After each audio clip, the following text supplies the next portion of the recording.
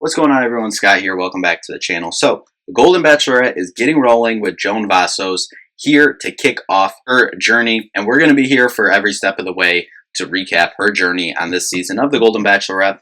First, before we hop into the first episode recap, if you could, just hit that like and subscribe button down there below for more Golden Bachelorette content throughout the season. We get a beautiful intro introducing Joan and her husband John and family. John had pancreatic cancer and passed away. Gosh, you're literally a couple minutes into the episode and already bawling, just as we were with Golden Bachelor as well. And just can't commend enough. Joan's strength is incredible hearing her story.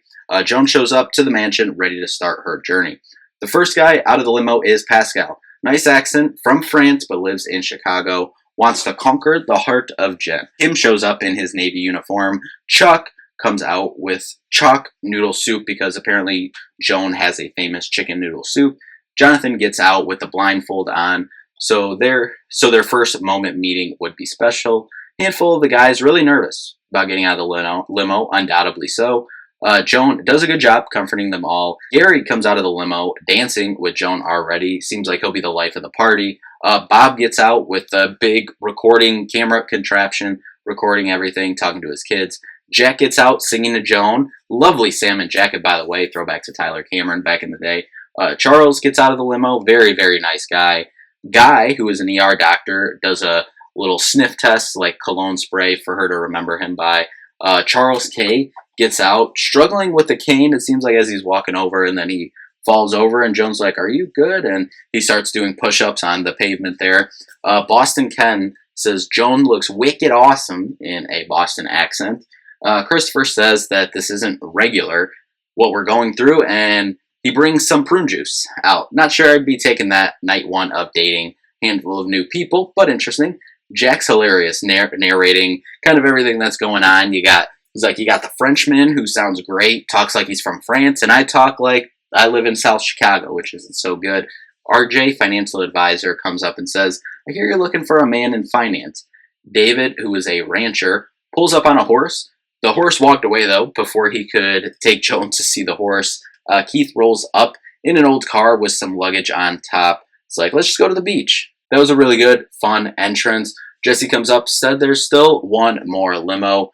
Kelsey gets out. Obviously, Kelsey, Joey and Kelsey from The Bachelor. And as she's walking up there, the guys are watching from the house. And the guy's like, "Is that a girl?" And the dude looked at him and was like, yeah. I don't know. These guys are funny.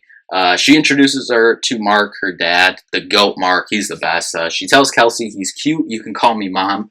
The Frenchman, Pascal, doesn't even let her finish her toast, really, and asks if he can steal her away. Seems like they're having a good initial connection. Guys have some good banter with each other as well in the house. Joan remembers Dan and that he's from Naples, says he stuck out and she remembered him. Greg sets up a little beach vibe. It's a beach chairs, cocktail, Hawaiian beach shirts. Charles K and Joan race a little, cart that you have in the store on, and then it was like a big lounger chair on wheels, some contraption. Gary and Joan act like they're talking on the phone to each other back in the day. Joan says, "Thanks for writing my number on your hand." Jordan apologizes for his atrocious entrance, but Joan's like, "No, you're good. It was okay." He has a gift. It's a hot dog, a Chicago-style hot dog, and Chicago-style pizza sweater for her granddaughter. They play pickleball as best as they can in evening wear. And then everyone hears pickleball and they all swarm outside. They all come out and everyone is just hitting balls all over the place. Not really pickleball at all. Balls are just flying everywhere, and a couple guys almost hit Joan. Not a good way to get a rose. All the guys are marveling at the house is funny, walking around, looking at everything. Bob talks about how he got struck by lightning, teaching his kids to surf and hoping lightning strikes twice. Mark says talking with Joan is like putting on a fresh, warm pair of sweats out of the dryer. We love that, Mark. Jonathan wrote Joan a poem. Chef Jack whipped up some food for Joan, and Charles, Elle, and Joan have some tea. Christopher and Joan smash up In My Golden Era cake or shell type thing. Don't know if there was chocolate in there. Keith and Joan seem to have some stuff in common. They have fun playing cornhole and relating on a lot of things. Joan says, she could see herself with Keith. Chuck and Joan have a nice combo as well. All the fellas drinking coffee, and I don't blame them because this is a late night always. I believe one of them said, I'm not adjusted to this California time yet. I'd be waking up in a couple hours in New York. Keith gets the first impression. Rose made her feel comfortable and related to what they talked about on other things. And when he talked about going to the beach and, stuff they envisioned seemed like they lined up on a handful of things. So Keith gets the first impression. Rose. Jesse pushes the TV in the room, and there's videos from their kids, their family. Really, really cool to see. At the rose ceremony, Bill, David, Ken, Pablo, RJ, and Thomas all go home. And then we get the preview for the season. And did I hear an I love you, Mark? And it looks like Gary shows up and he says, have you considered the possibility that your guy is not here on this season? Oh boy. Well, it looks like a lot of fun, a lot of tears this season, and hopefully for Joan, some love in the end. But anyway, that'll do it for this one. And if you've been watching any of the videos this week or just this video, once again, just want to apologize for the voice.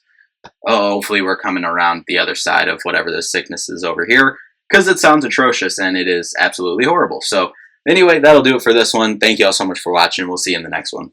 Peace out.